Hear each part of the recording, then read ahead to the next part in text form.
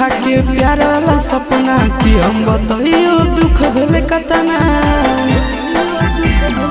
हरे कुछ दिन देखा के प्यार वाला सपना कि हम बताइयो दुख भेले कतना।